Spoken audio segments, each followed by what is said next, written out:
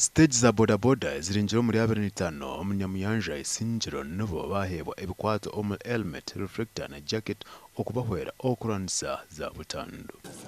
Tukodere tuti ngwatirisi omuntu yarebe nyuma kimanye kandi tutizire ngwito nkobuhereza kunda. Bishop Ramek natkwasa our favored evangelistic ministries nuwe yabakwasa ebikwato ebi. Mwe nebyo bice umuhereza wa mukama ranga mutero mugisha asima mukama kuri tarameki akatwiza reflector namweneza kuri semanse nonje kandi